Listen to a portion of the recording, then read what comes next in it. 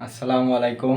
আপনাদের সামনে আজকে বড় বড় বর্গের কিভাবে সহজে করা যায় সেই টেকনিক নিয়ে আপনাদের সামনে এসেছি। দেখেন কিভাবে ইজিলি যে কোনো বর্গের মান বের করা যায়।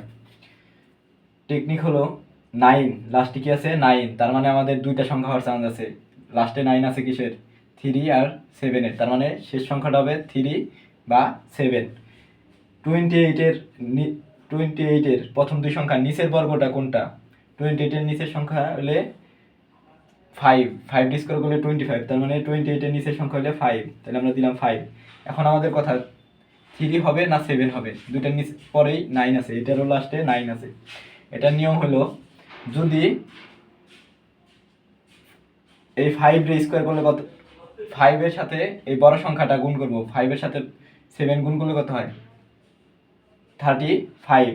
35 কি 28-এর বড়, তাইলে এটা হওয়ার চান্স নেই। তাহলে আমাদের কি হবে? ছোট সংখ্যাটা, তাহলে 3, তাহলে 2809-এর বর্গমূল হইলে 53। সেমভাবে এটা যদি করি, 4 লাস্টে আছে কোন সংখ্যা?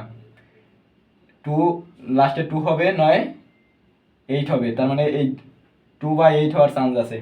আর 60-এর নিচের বর্গমূলটা কি? 7 7 49, তার মানে 7। তাহলে এখন 2 হবে নাকি 8 হবে? তাহলে আমরা আবার গুণ করি, 7-এর সাথে 8 গুণ করলে কত হয়?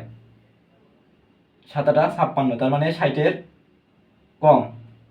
যদি বেশি কম হয়েছে তার মানে কি এই বড়টা হবে, তাহলে এটা হইলে 78। যদি 60-এর বড় হইতো তাহলে আমাদের হইতে হইলে 2, তাহলে এটার বর্গমূল 78 আপনারা দেখতে পারেন।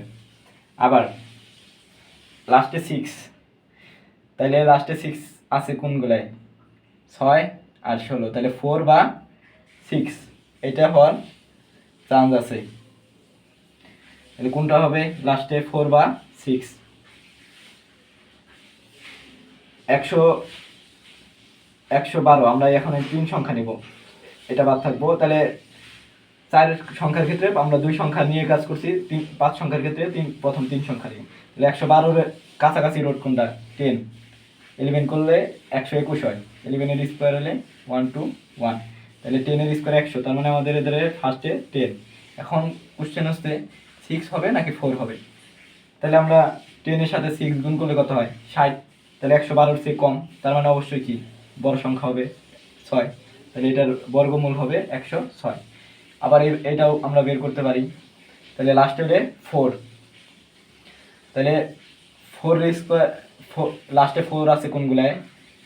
64 আর হইলে 2, তার মানে 2 হইতে পারে বা 8 হইতে পারে।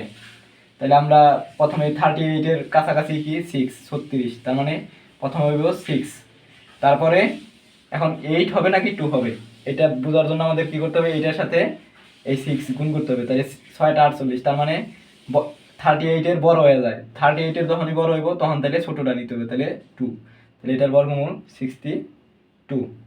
আবার 36, লাস্টে 6 আছে, তার মানে 4 হইতে পারে, লাস্টে 9 6 হতে পারে, 4 বা 6, তাহলে কোনটা হবে?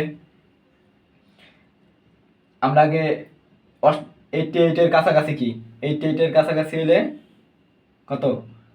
9, 9 9 81, তার মানে 9। এখন 4 হবে নাকি 6 হবে? একই ফর্মুলা, 9-এর সাথে 6 গুণ করে 6 9 54, 88-এর চেয়ে অনেক ছোট, তাইলে আমাদের এই বড় সংখ্যাটাই হবে 96। তাহলে এখন আমরা এটা করতে পারি, 9 লাস্টে 9 আছে কিসে? 7-এর লাস্টে 9 আর হলে 3-র লাস্টে 9, তাহলে 9 লাস্টের সংখ্যাটা 3 হবে না, না হয় 7 হবে। আমাদের আগে দেখতে হবে 75-এর কাছাকাছি কোনটা? 64, তার মানে 8, তাহলে 8 8। এখন এটা কি কি হবে? 7 হবে না 3 হবে? এটা বোঝার জন্য একটাই টেকনিক, 8-এর সাথে 8 গুণ করলে কত হয়? 64, তার মানে 8-এর সাথে 8 গুণ করলে হবে কি 64, দা 75-এর না, 8-এর সাথে 7 গুণ করলে হয় হলে 56, তাহলে 75-এর চেয়ে ছোট, তাহলে ছোট হইলে কি হইব? তার মানে এই বড়টাই 787। তাহলে এভাবে আমরা যে কোনো বর্গমূলের মান বের করতে পারবো ইজিলি। Thank you.